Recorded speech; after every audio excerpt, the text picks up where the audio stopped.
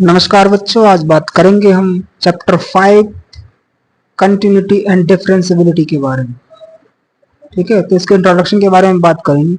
देखिए, इस चैप्टर को करने के लिए आपको 11th क्लास का लिमिट्स एंड डेरिवेटिव चैप्टर आना जरूरी है आपको। ठीक है, तो कंटिन्यूटी एंड डिफरेंशिएबिलिटी पढ़ने से पहले हम इसके इंट्रोडक्शन में लिमिट्स के बारे में पढ़ेंगे ताकि हमें इस चैप्टर को करने में दिक्कत ना हो। ठीक है, तो चलिए करते हैं, लिमिट के बारे में पढ़ते हैं पहले। तो देखिए, लिमिट होती क्या है पहले तो खुद आपको ये पता होना चाहिए। कुछ बच्चे ऐसे होते हैं जो 11th का मैथ नहीं पढ़ते हैं या पढ़ पाते हैं किसी कारण से। ठीक है, तो इस वजह से इस चैप्टर को नहीं कर पाते हैं, तो इसलिए हम आपको कराने जा रहे हैं लिमिट्स के बारे में। क्योंकि इसके बारे में पता होना जरूरी है, तभी आप इस चैप्टर को आराम से कर सकते हैं। तो आज बात करते हैं लिमिट्स के बारे में। ठीक है, और इस चैप्टर के इंट्रोडक्शन के बारे में। चलिए करते हैं लिमिट्स। तो लिमिट्स होती क्या है, देखिए लिमिट को हम शॉर्ट फॉर्म में LIM इस तरह से लिख सकते हैं। ठीक है, यहां कुछ भी हो सकता है, इसको पढ़ा जाता है, लिमिट लिख लिया, इसको ये पढ़ा जाएगा आपका limit x tends to a। क्या पढ़ा जाएगा, limit x tends to a पढ़ा जाएगा ये। ठीक है, या फिर इसको हम पढ़ सकते हैं limit x goes to a। ठीक है, या फिर इसको पढ़ेंगे हम limit x approach to a। तो इसको इन नामों से पढ़ा जाता है, लेकिन हम मोस्टली किसका यूज करते हैं, ज्यादातर इसका यूज करते हैं। तो इसको हम इस तरह से पढ़ेंगे limit x tends to a। ये जो लिखा हुआ है ये सिंबल किसका है, x टेंड्स टू, इसको पूरा पढ़ा जाएगा limit x tends to a। ठीक है, या फिर पढ़ेंगे limit x goes to a, या फिर पढ़ेंगे limit x approach to a। तो इसके बारे में आपको पता होना चाहिए। ठीक है, तो हम ज्यादातर इसको यूज करेंगे limit x tends to a का। तो चलिए लिमिट के बारे में पढ़ते हैं। देखिए, लिमिट में ये जो चैप्टर है हमारा कंटिन्यूटी एंड डिफरेंशिएबिलिटी, इसमें हमारे 4 मेथड के सवाल जो कि इस लिमिट वाले ही हैं। ठीक है, इस लिमिट्स में लगते हैं। तो ये आ गया, लिमिट्स वाला आ गया, तो आप कंटिन्यूटी डिफरेंशिएबिलिटी कर लेंगे। तो देखिए, सबसे पहले इसमें मेथड की बात करेंगे हम, डायरेक्ट मेथड की बात करेंगे। किसकी बात करेंगे, डायरेक्ट मेथड। ठीक है, ये डायरेक्ट मेथड होता क्या है, कैसे कैसे काम करता है। तो देखिए, इसमें क्या होता है, हमारे पास जो फर्स्ट मेथड है हमारा डायरेक्ट मेथड है, इसमें क्या होता है, लिमिट x टेंड्स टू, हमें कुछ भी दे रखा है 2। ठीक है, और यहाँ पर हमें x प्लस में 2 दे रखी है। देखिए, एक तरह से देखा जाए तो ये क्या है, आपकी लीनियर इक्वेशन है। इसको हम लीनियर पॉलिनोमियल भी बोल सकते हैं। क्या बोल सकते हैं, लीनियर पॉलिनोमियल। तो इसका मतलब ये होता है, x टेंड्स टू का मतलब ये होता है, जो यहाँ पर x दे रखा है उसमें हम x की जगह इस 2 को लिख देंगे, इस 2 को यहाँ x की जगह लिख देंगे, तो हमारा आंसर आ जाएगा। तो इसी को कहते हैं डायरेक्ट मेथड। तो रख दीजिए, यहाँ 2 रखेंगे आप x की जगह, तो क्या हो जाएगा आपका 2 + 2 4 हो जाएगा। तो ये आपका आंसर। ठीक है, ये डायरेक्ट मेथड की पहली टाइप थी। दूसरी, लिमिट x टेंड्स टू 1 हो, x square plus 3x plus 2 दे रखा हो आपको, तो यहां भी आप क्या करेंगे, x की जगह 1 रख देंगे। 1 रखिए, 1 का स्क्वायर 1। ठीक है, 3 फिर 1 और फिर 2। तो 1 का स्क्वायर देखिए 1 होगा, 3 1 जा 3 और ये आपका 2, तो कितना हो जाएगा 6। ये आपका आंसर। समझ में आ गया होगा। उसके बाद तीसरा सवाल देखिए इसी टाइप का, limit x tends to 2x cube x square plus x plus 1। इस तरह से आपको एक इक्वेशन दे रखी है। देखिए, ये लीनियर इक्वेशन है क्योंकि इसकी पावर 1 है। ये स्क्वायर दे रखा है तो ये क्वाड्रेटिक इक्वेशन है, और ये क्यूबिक है। इसको बोलते हैं लीनियर पॉलिनोमियल, इसको बोलते हैं क्वाड्रेटिक, और इसको बोलते हैं क्यूबिक पॉलिनोमियल। ठीक है, तो इस तरह का सवाल आपको दिखाई दे तो आप उसमें डायरेक्ट मेथड का यूज कर सकते हैं, इसलिए मेथड बताए जा रहे हैं। पहला मेथड है डायरेक्ट मेथड। ठीक है, तो जहां आपको x दिखाई दे रहा है वहां रख दीजिए आप 2, तो कितना हो जाएगा 2 का क्यूब, 2 स्क्वायर 2 और प्लस 1। 2 का क्यूब करेंगे आप, कितना होगा 8। 2 का स्क्वायर खोलेंगे तो क्या होगा 4, ये 2 और ये 1, तो 8 और 4 12, और 3 15, 15 हो गया, ये आंसर है आपका। तो इस तरह के पॉलिनोमियल आपको दिखाई दे, कोई भी पॉलिनोमियल दिखाई दे तो आप उसमें क्या कर सकते हैं, डायरेक्ट मेथड का यूज कर सकते हैं। समझ में आ गया होगा इतना, ठीक है। तो ये था आपका डायरेक्ट मेथड, ठीक है।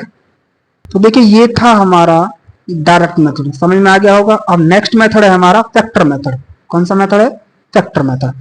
फैक्टर मेथड क्यों बना और इसकी जरूरत हमें क्यों पड़ी, ठीक है। तो देखिए करते हैं फैक्टर मेथड के बारे में, आपको बताते हैं कि इसमें क्यों यूज होगा ये। तो देखिए कुछ सवाल हमें इस तरह से दे रखेंगे, लिमिट x टेंस टू 2 और यहां लिख रहा होगा एक्स स्क्वायर -4 और क्या लिखा होगा x -2, इस तरह का सवाल होगा, ठीक है।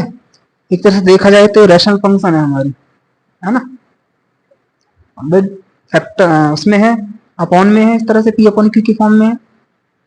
अगर इसको हटा दिया जाए तो p अपॉन क्यू कहलाएगा ये हमारा, ठीक है। तो ये क्या है, इसमें फैक्टर मेथड का यूज करेंगे, क्यों करेंगे। अब इसमें हमने डायरेक्ट मेथड का यूज क्यों नहीं किया वो देखिए। अगर हम इसमें डायरेक्ट मेथड का यूज करें तो हम क्या करेंगे, एक्स की जगह 2 रखेंगे यहाँ पर, तो क्या हो जाएगा, 2 का स्क्वायर करेंगे 4, है ना। यहाँ ये 4 हो जाएगा, यहाँ 2 रखेंगे तो 2 -2 हो गया। देखिए 4 से 4 कट गया, 2 से 2 कट गया, तो क्या आ गया 0/0। ये जो 0/0 आया इसे बोलते हैं इनडिटरमिनेंट फॉर्म। क्या बोलते हैं, इनडिटरमिनेंट फॉर्म, ठीक है, जो कि इन सवालों में नहीं बननी चाहिए। तो इन लिमिट के सवालों को हमें इस फॉर्म से बचाना होता है, ठीक है। ये फॉर्म इसमें बिल्कुल नहीं बननी चाहिए, अगर ये फॉर्म बनेगी तो फिर सवाल नहीं होगा। तो देखिए इसमें इन सवालों में ये फॉर्म कहीं भी नहीं बन रही थी। डायरेक्ट मेथड जब आप इसमें लगा रहे थे तो यहाँ कहीं 0/0 फॉर्म नहीं बन रही थी, तो इसमें इसलिए डायरेक्ट मेथड कहा गया है इसको। फैक्टर मेथड में जैसे ही हमने इस मेथड का यूज किया, डायरेक्ट मेथड को लगाया, तो देखा हमने 0/0 फॉर्म आ गई, जो कि इन सवालों में नहीं बननी चाहिए, ठीक है। इसलिए हमने इस मेथड का यूज करना है, फैक्टर मेथड का। तो आपको इस का सवाल करते टाइम ये देख लेना है, कहीं ये सवाल 0/0 फॉर्म का तो नहीं बन रहा है, इनडिटरमिनेंट फॉर्म तो नहीं बन रहा है। तो इसलिए हम इसमें क्या करेंगे, इस तरह के सवाल में फैक्टर मेथड का यूज करेंगे। तो चलिए देखिए किस तरह से करना है। अब हमें इसको 0/0 फॉर्म से बचाना है। एक 0 आ जाए कोई दिक्कत नहीं है, ऐसे आ जाए 0/1, 1 0 क्या होता है, 0 होता है। ना तो ये आना चाहिए और ना ही 1/0 आना चाहिए, क्योंकि 1/0 आ गया तो क्या हो जाएगा, नॉट डिफाइन आ जाएगा। ये आ सकता है, ठीक है। 0 के बटे में अगर कोई नंबर है तो वो 0 होता है, और किसी नंबर के बटे में अगर 0 तो नॉट डिफाइन होता है, तो नॉट डिफाइन नहीं होना चाहिए, ये चल जाएगा, क्योंकि ये 1 0 0 होता है, ठीक है। ये दोनों नहीं चलेंगे, इस तरह की फॉर्म नहीं बननी चाहिए इन सवालों में। तो चलिए करते, समझ में आ गया होगा क्यों किया गया फैक्टर मेथड का यूज। तो चलिए बढ़ते हैं आगे। तो देखिए फैक्टर मेथड लगाएंगे हम किस तरह से, x टेंस टू 2। देखिए ये x स्क्वायर -4 है, तो यहाँ पर मैं इसको ऐसे लिख सकता हूँ x स्क्वायर -2 स्क्वायर, है ना, लिख सकते हैं। और ये आपका x -2, ठीक है। और देखिए यहाँ आइडेंटिटी लग गई, a स्क्वायर -b स्क्वायर। देखिए a स्क्वायर -b स्क्वायर, जो हमारे पास आइडेंटिटी होती है वो क्या होती है, a - b और a + b होती है ना। तो देखिए इसको हम खोल लेंगे, ठीक है, ओपन करेंगे, ये क्या हो जाएगा, ये आपका a है और ये क्या है b, तो ये हो जाएगा x -2 और ये हो जाएगा आपका x + 2। यहाँ तक समझ में आ गया होगा, ठीक है। अब देखिए ये दोनों सेम हैं, डिवाइड में है तो कट जाएंगे, है ना। तो हमारे पास क्या बचेगा, हमारे पास बचेगा लिमिट x टेंस टू 2 और x प्लस में 2। अब आप देखेंगे एक तरह से ये वाला जो बचा है वैल्यू, ये क्या आ गई, जो हमने पहला सवाल किया था इसमें, ऐसा ही तो बन गया। तो अब हम इसमें बड़े आसानी से अब डायरेक्ट रख सकते हैं वैल्यू को, ठीक है, क्योंकि हमें साफ दिखाई दे रहा है कि 0/0 फॉर्म नहीं बनेगा।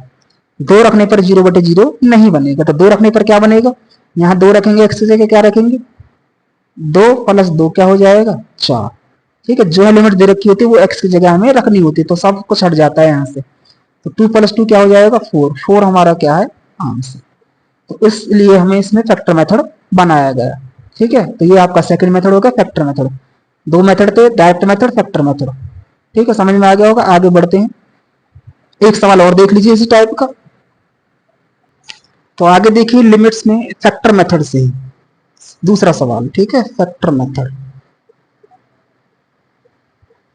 तो इसमें क्या करना है आपको, देखिए यहां भी अगर हम डायरेक्ट मेथड का यूज करें, तो देखिए डायरेक्ट मेथड अगर लगाएं तो यहाँ हमें सवाल दे रखा है, हमने डायरेक्ट मेथड लगाया, मानो हम फैक्टर मेथड के बारे में नहीं पता, तो हम क्या करेंगे, डायरेक्ट मेथड का यूज करेंगे। देखिए किस तरह से करें। तो इसमें अगर मैं 3 रखूंगा तो 3 का क्यूब क्या होता है 27, यहाँ 3 रखिए, 3 का क्यूब 27 होगा, और ये 27 दे रखा। यहाँ भी 3 रखिए तो 3 माइनस 3 है ना, इससे कट गया 0, इससे कट गया 0, 0/0 फॉर्म आ गई, जो कि इन सवालों में नहीं आनी चाहिए। ठीक है, तो इस फॉर्म से इसको, इन सवाल को बचाने के लिए और अपना आंसर लाने के लिए हमें क्या करना पड़ेगा, फैक्टर मेथड का यूज करना पड़ेगा। तो देखिए करते हैं किस तरह से फैक्टर मेथड का यूज।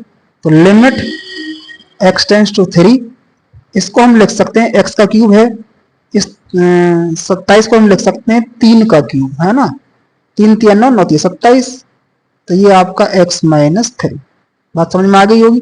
तो यहाँ आइडेंटिटी लगेगी, देखिए हमारे पास आइडेंटिटी होती है A cube minus B cube, जो कि क्या होती है A minus B, A square plus A B plus B square, है ना, ये आइडेंटिटी होती है। तो इसको लगाएंगे हम इसमें, तो ये ए है और ये बी है, तो क्या लिखेंगे ए माइनस बी मतलब एक्स माइनस 3, उसके बाद ए स्क्वायर मतलब एक्स का स्क्वायर, ठीक है, उसके बाद प्लस ए बी मतलब प्लस ए बी का मतलब 3, ये एक्स और ये 3 एक्स हो जाएगा। ठीक है, फिर उसके बाद प्लस बी का स्क्वायर मतलब 3 का स्क्वायर, क्या हो जाएगा 9। ठीक है, समझ में आ गया होगा, एक्स माइनस 3, इससे कट जाएगा। ठीक है, तो हमारे पास क्या बचा, हमारे पास बचा लिमिट एक्स टेंस टू 3 और x square plus 3x plus 9। तो एक तरह से क्या बचेगी हमारे पास क्वाड्रेटिक इक्वेशन। तो इसमें अपॉन वाला झंझट तो खत्म हो चुका है, तो हम क्या करेंगे, इसमें 3 रख देंगे, 3 का स्क्वायर 3 इंटू 3 प्लस 9, तो ये 3 का स्क्वायर क्या होगा 9, ये 3 का 3 से 3 का मल्टीप्लाई करेंगे 9, और ये 9 पहले से ही है, तो कितना होगा 27, ये हमारा आंसर आएगा। क्योंकि यहाँ 0/0 फॉर्म तो नहीं बनेगी हमारी, तो हमारा आंसर कितना आ गया 27। समझ में आ गया होगा। इस तरह से आप इस क्वेश्चन को, इस तरह के क्वेश्चनों को करेंगे। ठीक है, इन जो हम मैं 4 टाइप आपको बताने जा रहा हूँ, 2 टाइप बता दी, 2 टाइप और हैं, इन्हीं के बेसिस पर हमारे सारे सवाल इस एक्सरसाइज के होंगे, इसलिए मेथड बताए जा रहे हैं ताकि आपको कंटिन्यूटी एंड डिफरेंशियबिलिटी करने में दिक्कत ना हो। ठीक है, आगे बढ़ते हैं नेक्स्ट मेथड पर। देखिए थर्ड मेथड है आपका, थर्ड 2 मेथड हो गए, थर्ड मेथड है रेशनलाइजेशन मेथड। उसमें आपको इस तरह के सवाल मिलेंगे, ठीक है, मतलब रूट वाले, इस तरह से रूट में होंगे। ठीक है, तो आपको उन सवालों को किससे करना है, रेशनलाइजेशन मेथड से करना है। ठीक है, तो चलिए करते हैं। अब देखिए अगर मुझे थोड़ी देर के लिए नहीं पता कि रेशनल मेथड होता क्या है, ठीक है, तो मैं क्या करूंगा, मुझे डायरेक्ट मेथड बड़ा अच्छा लगा तो मैं उसका यूज करूंगा इसमें, है ना, देखते हैं उससे होता है कि नहीं होता। मैं डायरेक्ट मेथड का यूज कर रहा हूँ, रफ में चेक करना है इसको। तो 0 रखेंगे तो क्या आएगा 0, है ना, चेक करते हैं 0/0 फॉर्म तो नहीं बन रही। फिर एक्स जगह 0 रखेंगे यहाँ पर, तो क्या बचेगा √1। और भाई √1 का क्या मतलब होता है, 1 ही होता है, क्योंकि 1 की पावर कितनी हो 1 ही होता है, ऐसे माइनस है फिर। तो यहाँ भी 0 रखेंगे क्या बचेगा √1 का मतलब क्या होता है 1, तो 1 माइनस 1 0, तो मतलब 0/0 फॉर्म बन रही है, जो कि नहीं बननी चाहिए, इसलिए इसमें बनाया गया रेशनलाइजेशन मेथड। ठीक है, इसलिए बनाया गया है। तो 0/0 फॉर्म बन रही है, और 0/0 फॉर्म क्या होती है, इनडिटरमिनेंट फॉर्म होती है। क्या होती है,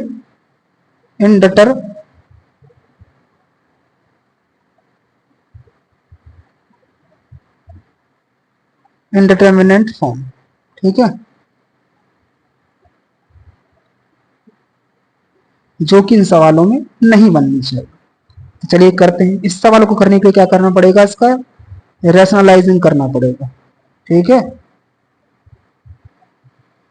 ये आपका न्यूमरेटर होता है, ये क्या होता है आपका डिनोमिनेटर। तो इसका क्या करेंगे, डिनोमिनेटर का रेशनलाइजेशन करेंगे। तो किस तरह से करते हैं पता है आपको, पहले भी छोटी क्लास में पढ़ रखा है आपने, रेशनलाइजिंग कैसे करते हैं। तो देखिए करते कैसे हैं, आप देख लीजिए और अच्छी तरह। तो ये आप एज इट इज लिखेंगे। ठीक है, जब इसका रेशनलाइजेशन करेंगे हम, तो ये क्या हो जाएगा हमारा, ये 1 माइनस में रूट में 1 प्लस में x रहेगा, और ये वाला साइन माइनस वाला है, ये कैसा हो जाता है प्लस का, बाकी ऐसे रहेगा, ऐसे नीचे लिख देंगे सेम। ठीक है, इसको 2 बार लिखेंगे, ये वाला साइन बदल जाएगा, बीच वाला साइन प्लस का हो जाएगा, नीचे भी और ऊपर भी। यहां तक समझ में आ गई होगी बात। इस तरह से आप क्या करेंगे, रेशनलाइज। अच्छा, ठीक है, अगर ये 0/0 फॉर्म नहीं बनता तो हम इसे डायरेक्ट कर देते, लेकिन 0/0 फॉर्म बन रहा है, इसलिए हमें इसको रैशनलाइजिंग करना पड़ रहा है। तो देखिए इसमें ऊपर ऊपर गुना, ये x और ये रूट में कितना है 1 plus x plus root 1 minus x. और देखिए ये आपका a और ये आपका b, a माइनस बी और a प्लस बी, है ना, ये a और ये b है, ये a और ये b। तो ओके ना फार्मूला। तो ये a का स्क्वायर, इसको a मान लिया, इसको b मान लिया, इसको a और ये b, तो a माइनस बी और a प्लस बी। तो क्या हो जाएगा a का स्क्वायर माइनस b का स्क्वायर। भाई हमारे पास आइडेंटिटी होती है a square minus B square, वो क्या होती है a माइनस बी और a प्लस बी। तो इससे कंपेयर करें, ये a और ये b है, ये a और ये b है, तो a माइनस बी और a प्लस बी। तो a माइनस बी और a प्लस बी को कैसे लिखेंगे, a square minus B square. तो इसका स्क्वायर रूट कर दिया और इसका रूट कर दिया, स्क्वायर रूट करके स्क्वायर कर दिया, तो इससे खत्म। ठीक है, तो हमारे पास क्या बचा, लिमिट x टेंड्स टू 0 और x, और क्या बचा हमारे पास 1 प्लस एक्स, और ये प्लस में कितना है भाई 1 माइनस एक्स। ठीक है, उसके बाद नीचे क्या बचेगा, देखिए 1 प्लस में x बचेगा ये वाला, फिर ये माइनस ये वाला, ये माइनस अंदर जाएगा माइनस 1 हो जाएगा, ये माइनस अंदर जाएगा माइनस माइनस प्लस हो जाएगा। ठीक है, अब देखिए ये प्लस का 1 है, ये माइनस का 1 है, कट गए। तो लिमिट x टेंड्स 0 क्या बचेगा x, और ये root 1 plus x plus root 1 minus x, upon में क्या बचेगा x और ये x क्या हो जाएंगे 2x। ठीक है, क्या होगा 2x, इस x से ये x कट जाएगा, कट गया। इसके बाद लिमिट x टेंड्स टू 0, तो क्या बचा हमारे पास 1 प्लस एक्स बचा और प्लस रूट 1 माइनस एक्स बचा, और अपॉन में क्या बचा हमारे पास 2। अब देखिए 2 आ गया है, तो उससे ये पता लग रहा है कि 0/0 फॉर्म तो ये बनेगा नहीं, 0 बन जाए लेकिन 0/0 फॉर्म नहीं बनेगी। तो अब इस तरह की कंडीशन में क्या करेंगे हम, जब इस तरह की कंडीशन दिखाई दे जाए कि 0/0 फॉर्म नहीं बनेगी, तो आप क्या करेंगे, जहां x टेंड्स टू वैल्यू जो हमें दे रखी है, x टेंड्स टू वैल्यू जो दे रखी है, उसको हम x की जगह इसमें रख देंगे। तो रखिए, लिमिट हट जाएगी यहाँ से, इसमें रख जाएगी, तो रूट 1 प्लस 0 हो जाएगा, x की जगह 0 रख दिए, ऐसे रूट 1 माइनस 0, अपॉन में क्या बचेगा 2, क्या बचा रूट 1, है ना, 0 0 है, ये भी क्या बचा रूट 1, और बटे में क्या है 2। तो भाई रूट 1 का मतलब क्या होता है 1 ही होता है, क्योंकि 1 की पावर कितनी हो 1 ही होता है, ऐसे ये भी 1 होगा। तो ये क्या हो गया 2/2, 2 से 2 कट गया, कितना आ गया 1 आंसर है आपको। ठीक है, तो इस तरह से आप इस सवाल को करेंगे। ठीक है, तो इस तरह के सवाल आए आपके रूट वाले, तो आप उसे किससे करें, रैशनलाइजिंग मेथड से करें। बस ये देख लें कि 0/0 फॉर्म तो नहीं बन रहा है, अगर 0/0 फॉर्म बन रहा है तो इस मेथड का यूज करेंगे आप रूट वाले में, अगर नहीं बन रहा है तो आप डायरेक्ट भी कर सकते हैं। ठीक है, तो आगे बढ़ते हैं नेक्स्ट मेथड पर। आगे है स्टैंडर्ड मेथड। ठीक है, इस मेथड का भी बहुत ज्यादा इसमें यूज है। किस तरह से करेंगे, इसमें क्या होता है, हमें इसमें लेफ्ट हैंड लिमिट और राइट हैंड लिमिट निकालनी पड़ती है। तो देखिए किस तरह से आएंगे, इसमें हमें कोई फंक्शन f(x) दे रखा होगा, ठीक है, और वो कहेगा @x बराबर a। @x बराबर a पर क्या है, left hand limit right hand limit के बराबर है। तो देखिए किस तरह से करेंगे, ये फंक्शन है @x बराबर a पर चेक करना है। ठीक है, तो देखिए सबसे पहले हम क्या बात करेंगे, सबसे पहले बात करेंगे हम लेफ्ट हैंड लिमिट की। किसकी बात करेंगे, लेफ्ट हैंड लिमिट की। इसको शॉर्ट फॉर्म में बोला जाता है LHL। क्या बोलते हैं इसको, LHL। ठीक है, इसमें करते क्या है, देखिए लिमिट, इसको लिखेंगे हम limit x tends to, limit कितनी हमारे पास a है, ठीक है a है। अब इसमें क्या करते हैं, अगर हम लेफ्ट हैंड लिमिट निकाल रहे हैं किसी भी सवाल में, तो क्या करते हैं a के ऊपर एक सिंबल लगाते हैं नेगेटिव का। ये सिंबल हमें ये बताता है कि हम लेफ्ट हैंड लिमिट निकाल रहे हैं। ठीक है, सबसे पहला काम क्या है, लिमिट लिखना है। उसके बाद x टेंड्स टू दे रखा है तो x टेंड्स टू लिखना है, तो x दे रखा है x बराबर a, तो x टेंड्स टू a दे रखा है तो a लिखेंगे। उसके ऊपर छोटा सा सिंबल बनाएंगे नेगेटिव का, तो इससे ये पता लगेगा कि ये हम लेफ्ट हैंड लिमिट निकाल रहे हैं। इसके बाद क्या है, फंक्शन f(x). ठीक है, अब इसमें क्या करना पड़ता है हमें, इसमें हमें क्या करना पड़ता है, इसमें हम पुट करते हैं, क्या करते हैं पुट क्या करेंगे, x बराबर जितनी हमें लिमिट दे रखी होगी उसमें से हम h घटा देंगे। h क्या है, बहुत ही स्मॉलेस्ट वैल्यू है लिमिट में।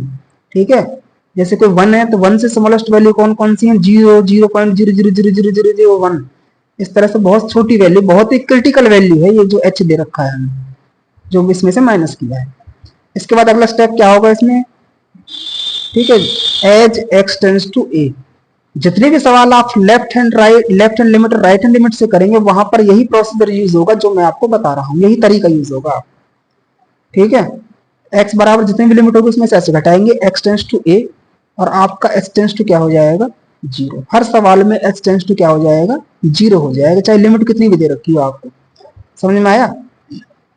तो चलिए कैसे, लिमिट, अब ये x टेंड्स टू की जगह क्या लिख देंगे आप, x टेंड्स टू 0। क्या लिख देंगे, x टेंड्स टू 0।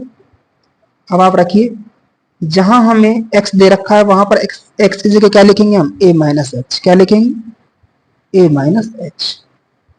ठीक है, अब देखिए x टेंड्स टू 0 है, आपको क्या करना है, जहां h दे रखा है 0 रख दीजिए, तो a माइनस 0, तो आपके पास क्या बचेगा, एफ ए बचेगा। क्या बचेगा, एफ ए। समझ में आया? अब निकालेंगे राइट हैंड लिमिट। क्या निकालेंगे, राइट हैंड लिमिट। ठीक है, राइट हैंड लिमिट को शॉर्ट फॉर्म में लिखेंगे आर एच एल। इसमें क्या करना होता है, फंक्शन यही है हमारी, तो limit x tends to a, यहां पर सिंबल लगाएंगे पॉजिटिव का, यहाँ नेगेटिव लगाया था, देखिए ये पॉजिटिव बताएगा, राइट निकालनी है। फंक्शन क्या है, fx। इसमें क्या करना है, put x tends to a plus H. क्या करेंगे आप, a प्लस एच, है ना।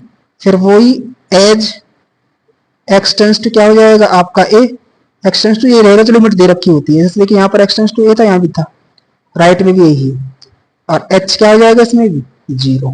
क्या हो जाएगा, 0, क्योंकि h क्या है, बहुत ही स्मॉलेस्ट वैल्यू हमारे पास। तो ये लिमिट चेंज हो गई, ये होगी h टेंड्स टू 0। और यहाँ पर क्या हो जाएगा, f x की जगह क्या रखेंगे आप, a प्लस एच रखेंगे। क्या रखेंगे, a प्लस एच। अब h की जगह क्या रख देंगे आप इसमें, 0।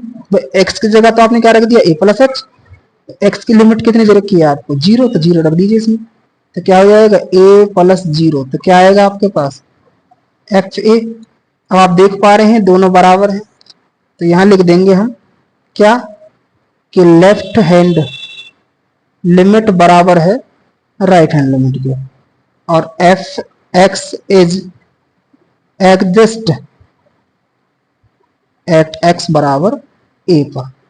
अगर ये बराबर आ जाए तो एग्जिस्ट करेगा, बराबर नहीं आएंगे तो डज नॉट एग्जिस्ट। ठीक है, तो देखिए समझ में आ गया होगा। ठीक है, इस तरह से आप सवाल में लेफ्ट और राइट लिमिट निकालेंगे। तो इन 4 मेथडों का इस चैप्टर में बहुत ज्यादा यूज है। ठीक है, इनका यूज करते हुए आप सवालों को कर सकते हैं। तो अब चलते हैं हम इसके कंटिन्यूटी एंड डिफरेंशियबिलिटी पर। ठीक है, जो कि हमारा टॉपिक है। टॉपिक तो ये भी है, इसके बिना हम इसको कर नहीं सकते। तो हम अब क्या करेंगे, अब तक तो बात की हमने लिमिट्स के बारे में, अब बात करेंगे कंटिन्यूटी एंड डिफरेंशियबिलिटी के बारे में। तो चलिए आगे बढ़ते हैं, करते हैं कंटिन्यूटी एंड डिफरेंशियबिलिटी। चलिए अब बात करेंगे कंटिन्यूटी एंड डिफरेंशियबिलिटी की। तो हमने इससे पहले लिमिट्स के बारे में पढ़ लिया था। ठीक है, अब पढ़ेंगे कंटिन्यूटी एंड डिफरेंशियबिलिटी के बारे में। तो कंटिन्यूअस और क्या पढ़ेंगे, डिसकंटिन्यूअस, या कंटिन्यूटी या डिसकंटिन्यूटी, बात एक ही। ठीक है, डिसकंटिन्यूअस कंटिन्यूअस को हम नॉट कंटिन्यूअस भी कह सकते हैं। ठीक है, तो ये क्या होता है, देखिए हम एक कार्टेशियन प्लेन बनाएंगे इस तरह से। ठीक है, क्या बनाएंगे, कार्टेशियन प्लेन। ठीक है, ये हमारा कार्टेशियन प्लेन बन गया। ठीक है, अब यहां से देखिए ध्यान से, मैंने कोई इसमें कर्व ड्रॉ किया इस तरह से, फंक्शन है कोई हमारे पास। ठीक है, तो देखा था आपने, यहां मैंने पेन रखा और यहां से यहां तक चला मैं, तो मैंने ये ड्रॉ कर दिया। ये क्या है हमारे पास, y बराबर क्या है, कोई फंक्शन है एफ एक्स। ठीक है, तो ये क्या है, ये x बराबर a हमें दे रखा है, x बराबर a पर क्या है, कोई ये फंक्शन क्या है, कंटिन्यूअस है। क्योंकि क्या था, ये क्या किया था, without lifting pen from the plane of the paper. ठीक है, बिना लिफ्ट करे हमने क्या कर दिया, इस ग्राफ को ड्रॉ कर दिया। ठीक है, तो ये हमारा क्या बन गया, कॉन्टिन्यूस बन गया। क्या बन गया, कॉन्टिन्यूस। ठीक है, इसको हम बोलते हैं कॉन्टिन्यूस। और ये कॉन्टिन्यूस किस पर है, x बराबर a पर। तो लिखेंगे हम क्या कि y बराबर F x is continuous at x बराबर a पर। तो इस पॉइंट्स पर क्या है, ये कॉन्टिन्यूस। ठीक है, क्या है ये, कॉन्टिन्यूस। ठीक है, अब देखिए डिसकंटिन्यूस के बारे में क्या पढ़ेंगे। डिसकंटिन्यूस क्या होता है, डिसकंटिन्यूस होता है इस तरह से कार्टेशियन प्लेन बना लेंगे आप। तो यहाँ से मैंने कोई कर्व ड्रा किया। ठीक है, अब यहाँ पर क्या किया मैंने, इसको यहाँ छोड़ के लिफ्ट कर दिया, मतलब उठा दिया। तो यहाँ पर ये ब्रेक हो गया। क्या हो गया, ब्रेक हो गया यहाँ पर, ये इस पॉइंट्स पर। तो वो कौन सा पॉइंट था, एक्स बराबर ए। एक्स यहाँ पर हमारे पास ये लिफ्ट हो गया, यहाँ पर ये लिफ्ट नहीं हुआ था, यहाँ लगातार था। कंटिन्यूस का मतलब क्या होता है, लगातार। यहाँ पर क्या हो गया, ये ब्रेक हो गया, यहाँ पर टूट गया। ठीक है, इसका संपर्क यहाँ के बाद इसका टूट गया इससे आगे बढ़ने पर। तो क्या होगा, यहाँ पर डिसकंटिन्यूस होगा। क्या होगा, डिसकंटिन्यूस। तो इसको क्या लिखेंगे हम कि y बराबर एफ एक्स इज डिसकंटिन्यूस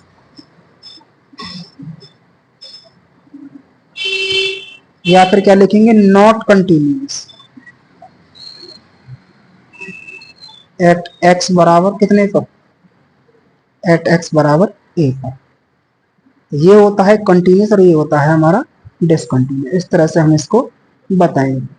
ठीक है, समझ में आ गया होगा। तो इस तरह से हमें कंटिन्यूटी और डिसकंटिन्यूटी चेक करनी है, या कंटिन्यूस और डिसकंटिन्यूस इस चैप्टर में फर्स्ट एक्सरसाइज में हमें चेक करना है। देखिए आगे बढ़ते हैं। अब बात करेंगे अलजेब्रिकली मेथड। तो इसमें क्या है, फर्स्ट है पॉलिनोमियल फंक्शन। ठीक है, polynomial function are continuous at all real number. ठीक है, x बिलोंग्स टू r। इसका मतलब क्या है, रियल नंबर पर क्या होगी पॉलिनोमियल फंक्शन, कंटिन्यूस होगी। ठीक है, ऑल रियल नंबर पर।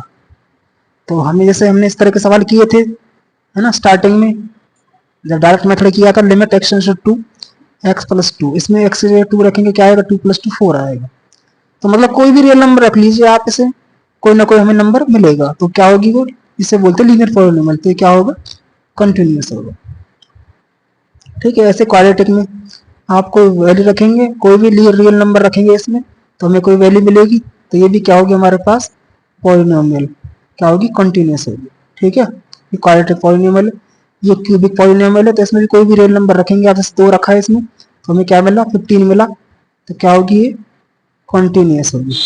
इस तरह के सवाल हमारे आएंगे आगे। समझ में आया।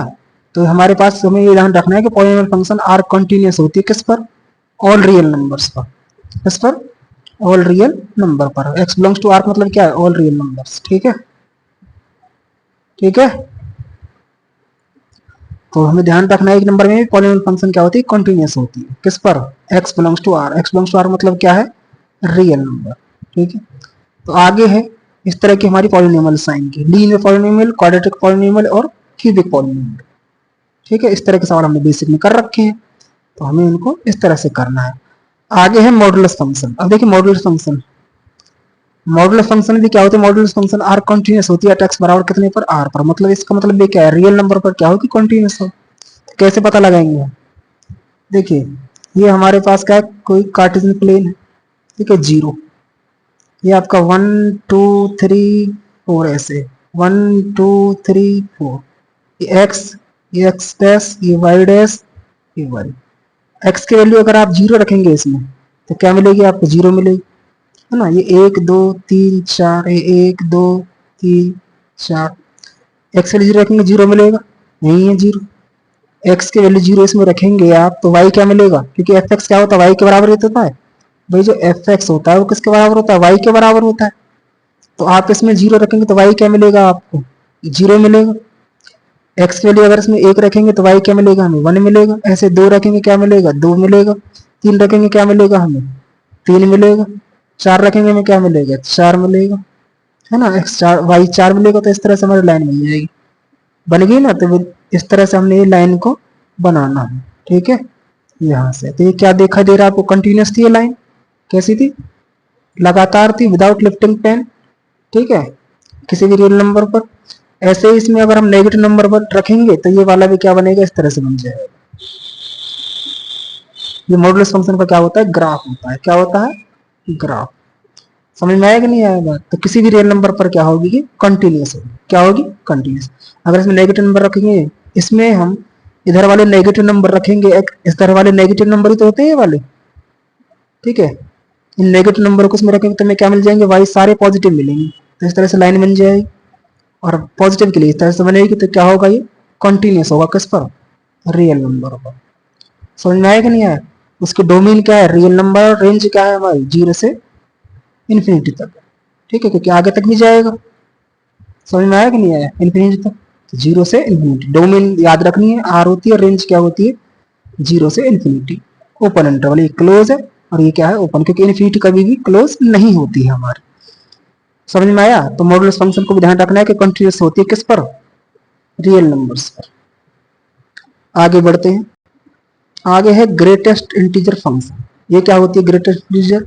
एक्स बराबर ये होता है ग्रेटेस्ट इंटीजर। ये सिंबल जो दिखाई दे रहा है वो तो मॉड का होता है, मॉडुलस का, और ये किसका होता है, ग्रेटेस्ट इंटीजर का, ठीक है। इसमें याद रखना डोमेन हमारी आर होती है और रेंज क्या होती है हमारी, जेड। इसका मतलब रियल नंबर, इसका मतलब इंटीजर, ठीक है। तो डोमेन हमारी क्या होगी, रियल, और रेंज क्या होगी हमारी, इंटीजर। मतलब हम उसमें इसमें कोई भी रियल नंबर रखेंगे तो हमें क्या मिलेगा, इंटीजर मिलेगा। क्या मिलेगा, इंटीजर मिलेगा, ठीक है। अब दो बातें ध्यान रखनी है इसमें। कंटिन्यूस कब होगा, एट ऑल रियल पर कंटिन्यूस होगा, ठीक है, जिसमें क्या ना हो, इंटीजर हटा दिए जाए, ठीक है, इंटीजर हटा दिए जाए। और डिसकंटिन्यूस कब होगा, ऑल इंटीजर पर डिसकंटिन्यूस होगा। क्या होगा, रियल पर तो कंटिन्यूस होगा, लेकिन इंटीजर पे क्या होगा, ये डिसकंटिन्यूस होगा। तो किस तरह से देखिए, और हमारे पास इस तरह से हम क्या बना लेंगे, कार्टेशियन प्लेन बना लेंगे, ठीक है। ये आपका 0, ये आपका 1, ये आपका 2, 3, 4 ऐसे नंबर बना लेंगे। समझ में आया? अब देखिए इसमें 0 से 1 के बीच में इनफाइनाइट नंबर है, 1 से 2 के बीच में इनफाइनाइट नंबर है, इनफाइनाइट रियल नंबर है, 3 से 4 के बीच में इनफाइनाइट रियल नंबर है ना, सबके बीच में क्या है, इनफाइनाइट रियल नंबर है हमारे पास। तो देखिए ग्रेट इंटीजर होता क्या है, जैसे हम क्या लिख दें, 1.1 लिखें, ठीक है।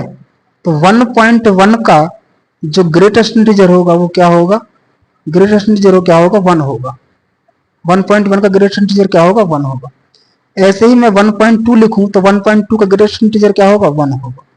कहां तक, 1.9 तक की वैल्यू का ग्रेटेस्ट इंटीजर क्या होगा, 1 होगा, क्योंकि ये तो रियल नंबर है ना। हम रियल रखते जा रहे हैं और हमें क्या मिल रहा है, इंटीजर मिल रहा है। समझ में बात आई कि नहीं आई? तो इन सभी का क्या होगा, इन सब का ग्रेटेस्ट इंटीजर क्या होगा, 1 होगा। ऐसे देखिए 2.1 है ग्रेटेस्ट इसमें, तो 2.1 का ग्रेटेस्ट इंटीजर क्या होगा, 2 होगा। ऐसे 2.2 का ग्रेटेस्ट इंटीजर क्या होगा, 2 होगा। कहां तक, 2.9 तक, 2.9 का ग्रेटेस्ट इंटीजर क्या होगा, 2 होगा। इसे बोलते हैं ग्रेटेस्ट इंटीजर, ठीक है। और देखिए 0 से 1 तक, 0 से लेकर के 1.9 तक का ग्रेटेस्ट इंटीजर क्या होगा, 0 होगा। क्या होगा, 0 होगा, है ना। तो हमारे पास यहां से यहां तक हम रखेंगे तो हमारे पास क्या आ जाएगा, ये 1, ठीक है। और ये कैसा होगा, डार्क सर्कल, कैसा होगा 1, क्योंकि यहां से यहां तक की वैल्यू के लिए क्या होगा, हमारे पास 1 होगा, ठीक है। ऐसे ही 1 से लेकर के यहां तक 2.9 तक, मतलब सॉरी 1 से लेकर 1.9 तक का क्या होगा हमारे पास भाई, 1 से लेकर के 1.9 तक हमारे पास क्या होगा, ये होगा ओपन सर्कल। कैसा होगा, ओपन, ठीक है। इस तरह से इसको मिला देंगे तो हमें यहाँ पर क्या हुआ, ठीक है। ये कैसा है, डार्क, और ये कैसा होगा आपका, ओपन सर्कल। बात समझ में आई कि नहीं आई? अब ऐसे ही आपका 2 से लेकर 2.9 तक, तो ये वाला यहाँ पर कैसा होगा, बट 2 का तो ग्रेटेस्ट इंटीजर 2 ही होगा, 2 है जो उसका ग्रेटेस्ट इंटीजर तो 2 ही होगा। तो यहाँ पर कैसा आएगा आपका, डार्क सर्कल। और यहाँ से यहाँ तक कितना होगा आपका, ओपन। कैसा होगा, ओपन। और यहाँ कैसा होगा, डार्क, ठीक है। तो इस तरह से बनते चले जाएंगे हमारे पास, ठीक है। फिर 3 पर ये कैसा हो जाएगा, डार्क। और 3.3 से लेकर 3 यहाँ तक कितना हो जाएगा, ओपन सर्कल। कैसा हो जाएगा, ओपन, ठीक है। तो आप देख रहे थे इंटीजर पर क्या हो रहा था, ये उठ रहा था यहाँ पर, तो डिसकंटिन्यूस हो रहा था ना हमारे पास इंटीजर पर जाकर के, लेकिन डेसिमल नंबर पर क्या होता था, कंटिन्यूस था ये हमारे पास। तो इसलिए बताया गया है इसमें कि कंटिन्यूस होगा किस पर, x bar it belongs to R, real पर, लेकिन डिसकंटिन्यूस किस पर होगा, हमारा इंटीजर पर। तो जैसे हम इंटीजर पर पहुंच रहे थे, जैसे टू इंटीजर है हमारा, टू पर पहुंच रहे थे, तो क्या हो रहा था हमारे पास, ये लिफ्ट हो रहा था पेन, तो क्या हो गया ये डिसकंटिन्यूस। बात समझ में आएगी नहीं, इस तरह से हमें ध्यान रखना है ये कंटिन्यूस कब होगा और डिसकंटिन्यूस कब होगा। ठीक है, ये एक्स, ये एक्स डैश, ये वाई और ये आपका वाई डैश। ठीक है, आगे बढ़ते हैं। देखिए कंटिन्यूटी और डिसकंटिन्यूटी चेक करने के लिए हमारे पास कुछ सवाल करते हैं कुछ, ठीक है, बेसिक जैसे समझ में आए कुछ। Definition, suppose f is real number, real function on a subset real numbers and let c be the point is domain f, then f is continuous at x बराबर c पर। ठीक है, इसका कहने का मतलब ये है कि लिमिट एक्सटेंड्स टू c, अगर fx दे रखा है और बराबर किसके आ जाए, fc के बराबर आ जाएगा, तो क्या होगा वो हमारे पास कंटिन्यूस होगा। क्या होगा, कंटिन्यूस। ठीक है, तो देखिए किस तरह से, c हमारे पास कोई भी लिमिट हो सकती है, a हो सकती है, b हो सकती है, कोई भी नंबर हो सकता है। ठीक है, लिमिट रखने पर हमारा एफ एक्स है वो किसके बराबर आ जाए, इसके बराबर आ जाए, तो क्या होगा, कंटिन्यूस होगा। अब इस तरह का सवाल, देखिए सवाल से और अच्छी तरह समझ में आएगा। ये दे रखा है, हम check the continuity of the function F given by, तो सबसे पहला काम क्या करेंगे, हम इसमें डायरेक्ट रख देंगे टू, बिना लिमिट के, क्योंकि हमें एफ सी निकालना है ना, सी का काम क्या कर रहा है, टू, टू रखिए इसमें, इसमें डायरेक्ट आप टू रखेंगे तो क्या हो जाएगा आपका, 4 × 2 + 3, तो एफ टू की वैल्यू कितनी आएगी, इसके मल्टीप्लाई करेंगे 8 और ये +3 कितना आ गया, 11। ठीक है, एक तरह से ये एफ टू आ गया हमारे पास और ये क्या है, एफ सी आया है। अब देखिए आगे किससे करेंगे हम, लिमिट से, लिमिट एक्सटेंस टू कितना लेंगे, 2, कितनी है, 4x + 3। अब इससे पता लग रहा है कि ये 0/0 फॉर्म तो बनेगी नहीं, तो डायरेक्ट मेथड का यूज करेंगे, तो 2 रखेंगे, क्या हो जाएगा, 4 × 2 + 3, तो कितना हो गया, 8 + 3, ये भी क्या आ गया, 11, दोनों 11 आ गए। तो हम इसे लिख सकते हैं limit x tends to 2 f x, ये एफ एक्स तो था हमारा, बराबर है किसके, एफ टू के, तो इससे कंपेयर कर लीजिए, ये तो आ गया। इस तरह से हम इसको लिख देंगे, तो बराबर आएगा, तो क्या होगा ये एफ, ठीक है, एफ एक्स इज, या F is continuous at x बराबर कितने पर, 2 पर। इस तरह से आपको बताना। ठीक है, कंटिन्यूटी और डिसकंटिन्यूटी। अब एक सवाल ले लेते हैं डिसकंटिन्यूस का। ठीक है,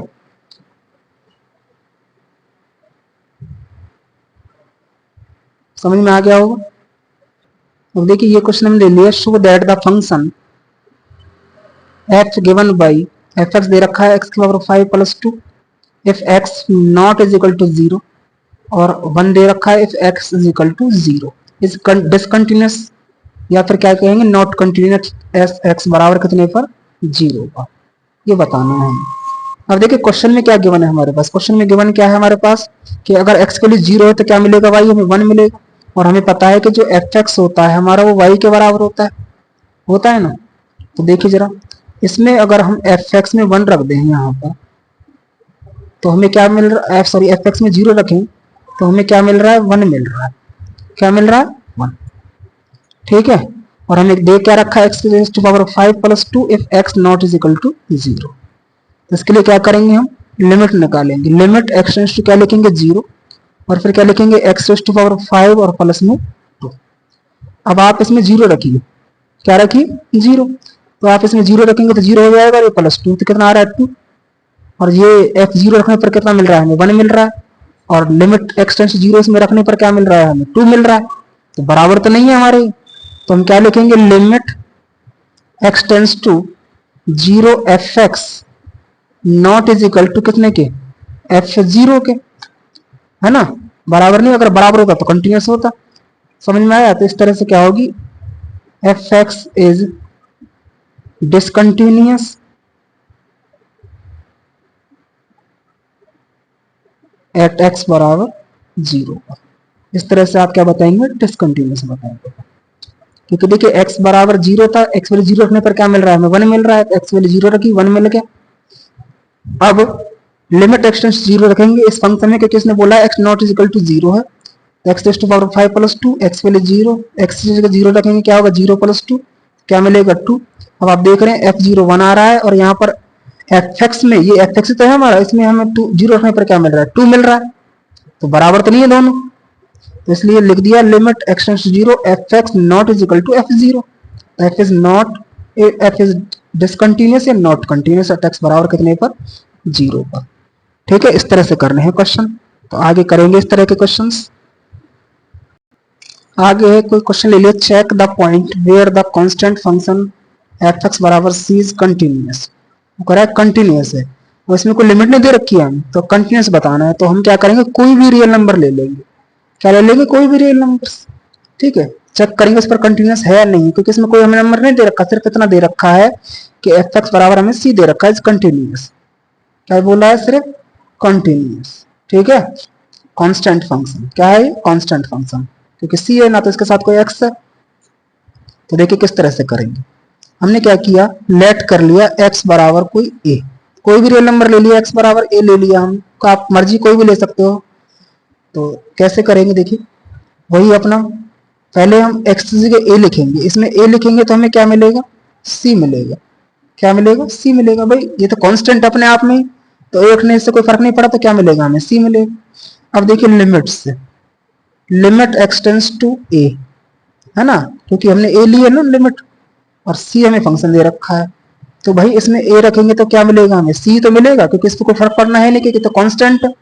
ये देखिए दोनों बराबर आ चुके हैं, तो क्या लिखेंगे limit x tends to a f(x) बराबर है किसके f a के, क्योंकि f a कितना है c है और फंक्शन लिमिट रखने पर कितना आया था c आया, तो बराबर है, तो बराबर है तो क्या होगा f is continuous, f is continuous at every real number, ऐसे लिखेंगे इसको। ठीक है, अगर कोई कांस्टेंट फंक्शन आपको दे रखी है, बात समझ में आ गई होगी। ठीक है, तो आगे बढ़ते हैं। अब देखिए इस तरह के सवाल में क्या करेंगे, अगर कोई फंक्शन हमें दे रखी है f(x) एट x बराबर a हमें दे रखा है, इस पर चेक करना है कंटिन्यूअस। ठीक है, इज कंटिन्यूअस चेक करना है। ठीक है, तो किस तरह से करेंगे, सबसे पहले लेफ्ट हैंड लिमिट, ये मेथड हम बता भी चुके हैं आपको, तो लेफ्ट हैंड लिमिट। ठीक है, left hand limit x tends to a symbol लगाएंगे नेगेटिव का f(x), फिर पुट करेंगे x बराबर a माइनस h, फिर as x tends to a और x टेंड्स टू क्या हो जाएगा 0। इसके बाद इसी फंक्शन में लिमिट ये चेंज हो जाएगी, x टेंड्स टू a की जगह क्या आ जाएगी x tends to 0, h tends to 0 हो जाएगी। ये f(x) x की क्या लिखेंगे आप a माइनस h, x की वैल्यू रख दी, उसके बाद लिमिट h टेंड्स टू 0 दे रखी है, जहां h दे रखा है वहां 0 रख दीजिए, तो f a आ जाएगा, ये हमारी लेफ्ट आ गई। ठीक है, अब निकालेंगे राइट हैंड लिमिट। राइट में क्या करते हैं, फंक्शन वही है f(x), पॉजिटिव सिंबल लगाएंगे लिमिट्स के ऊपर, x बराबर क्या लिखेंगे a प्लस h, लेफ्ट में घटाते थे राइट में प्लस करेंगे, as x tends to a होगा, जो लिमिट यहाँ होगी वही यहाँ होगी, h टेंड्स टू क्या हो जाएगा 0, ये बता रखा है क्यों 0 होगा, तो आपकी लिमिट चेंज हो गई, इसकी जगह क्या हो जाएगी h टेंड्स टू 0, तो ये क्या हो जाएगा x की जगह क्या लिख देंगे आप a प्लस h लिख दिया, अब जहां h दे रखा है वहां 0 लिख देंगे, तो f a प्लस 0 बराबर क्या हो जाएगा f a। अब आप देख पा रहे हैं f, ये भी f, लेफ्ट भी f a आया है और राइट भी क्या आया f a आया है, तो लेफ्ट हैंड लिमिट बराबर किसके राइट हैंड लिमिट के, तो f(x) एग्जिस्ट कर रहा है किस पर x बराबर a पर, तो इसको हम लिख देंगे कि f इज क्या होगा, अगर बराबर है लेफ्ट राइट के, left hand limit right hand limit के बराबर, तो क्या होगा f is continuous at x बराबर a पर। तो इस तरह से आप किसी भी सवाल में लेफ्ट हैंड लिमिट लगा करके राइट हैंड लिमिट लगा करके चेक कर सकते हैं कि वो कंटिन्यूअस है या नहीं है, अगर बराबर आएंगे तो कंटिन्यूअस होगा, बराबर नहीं आएंगे तो डिसकंटिन्यूअस होगा। ठीक है, तो आज के लिए इतना ही, आगे मिलेंगे ठीक है इसके एग्जाम्पल के साथ। तो नमस्कार, अपना ध्यान रखिए, स्वस्थ रहिए, खुश रहिए।